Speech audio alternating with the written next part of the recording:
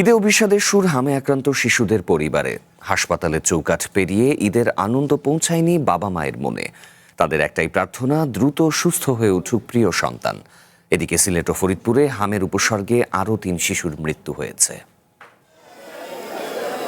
Nebuliser, saline, oxygen mask আর সূচের খোঁচা তীক্ষ্ণ হচ্ছে।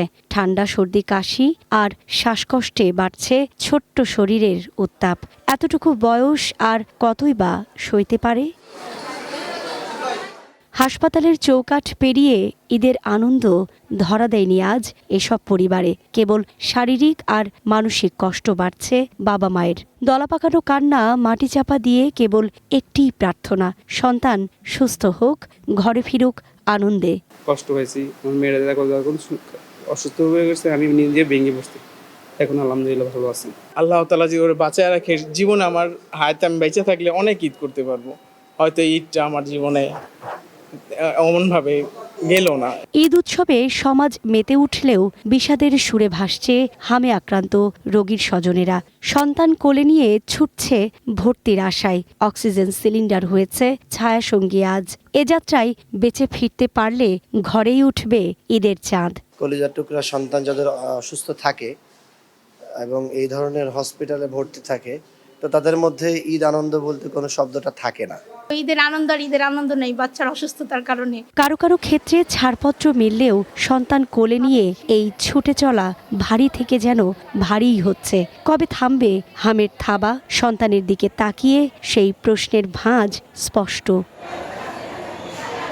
গত ২৪ ঘণ্টায় হাম ও হাম উপসর্গ নিয়ে মহাখালী ডিএনসিসি হাসপাতালের জরুরি বিভাগে এসেছে ১৪৮ জন এবং নতুন করে ভর্তি হয়েছে ৯০ জন। অন্যদিকে সুস্থ হয়ে বাড়ি ফিরেছে ১২৭ জন। হামের সংক্রমণ রোধে কর্তৃপক্ষের আদেশে বহিরাগত প্রবেশ সাময়িক সময়ের জন্য বন্ধ করেছে।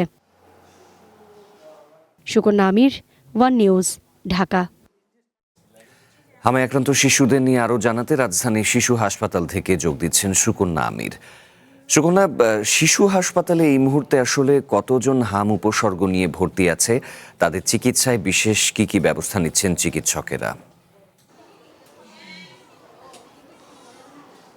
আপনি জানেন যে ঈদের আজকে দ্বিতীয় দিন এবং বিভিন্ন হসপিটালগুলোতে বেশ কয়েকজন চিকিৎসক কিন্তু ছুটিতে আছেন। সুতরাং সেই রোটাটা আসলে পূরণ করার জন্য যারা এখন দায়িত্বরত চিকিৎসকরা রয়েছেন তাদের উপর একটু চাপ পড়ছে বলা যায়। এবং বেশ কয়েকটি হসপিটাল কিন্তু সংক্রমণ রোধে বহিরাগত প্রবেশও নিষেধাজ্ঞা জারি করেছে সাময়িক সময়ের জন্য।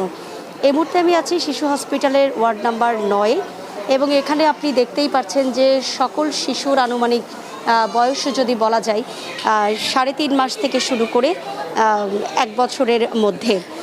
১-২ জন আছে যাদের বয়স ৫ বছর। এবং এখন পর্যন্ত শিশু হসপিটালের যেই তথ্য সেটি বলছে যে গত ২৪ ঘণ্টায় হাম আক্রান্ত হয়ে এবং হামের উপসর্গ নিয়ে মোট ভর্তি হয়েছে ৩৮ জন এবং মৃত্যু শূন্য তারা তথ্য হিসেবে জানিয়েছেন এবং বর্তমানে চিকিৎসাধীন রয়েছেন ১০১ জন। এবং এই সর্বসাকুল্যে আসলে তথ্য অনুযায়ী মোট আক্রান্তের সংখ্যা, অর্থাৎ শিশু হসপিটালে যারা আক্রান্ত হয়ে এসেছেন তাদের সংখ্যা ৮৭০ জন।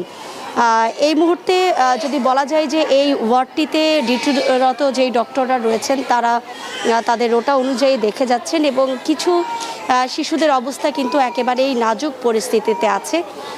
সেইগুলোতেও আসলে সেই শিশুদেরকেও কিন্তু সার্বক্ষণিক চিকিৎসার ব্যবস্থা নেওয়া হয়েছে বলে এখানে যারা শিশুর যে অভিভাবকরা রয়েছেন, অ্যাটেন্ডেন্ট যারা রয়েছেন তারা কিন্তু বলেছেন। তবে এইসব নাজুক শিশুদের সেরে উঠতে বেশ কয়েকদিন সময় লাগতে পারে এবং এই শুধুমাত্র এই একটি ওয়ার্ডের সংবাদটি হয়তো আমি আপনাকে দিতে পারলাম। এরকম আরও অনেকগুলো ওয়ার্ড আছে যেখানে নাজুক পরিস্থিতিতেই আছে শিশুরা। এবং যদি বলা যায় যে ঈদের দ্বিতীয় দিন হিসাবে অভিভাবকদের মুখে কিন্তু কোনো হাসি নেই, কারণ সন্তান অসুস্থ থাকলে আসলে অভিভাবকদের যেই ছোটাছুটি, যেই খুশি সেটি একেবারেই ম্লান অবস্থায় থাকে এবং তারা যেটি বলছেন যে ঈদের যেই আনন্দ, ঈদের যেই খুশি সেটি আসলে সম্পৃক্ত রয়েছে শিশুর সাথেই, সন্তানের সাথেই। সুতরাং তাদের একটি প্রার্থনা, শিশু ফিরে যাক সুস্থ হয়ে, তবেই তাদের বাড়িতে ফিরবে ঈদের আনন্দ। শিশু হসপিটাল থেকে এই ছিল আমার কাছে হাম পরিস্থিতি নিয়ে সর্বশেষ। ফিরছি স্টুডিওতে। সুকন্যা, আপনাকে ধন্যবাদ।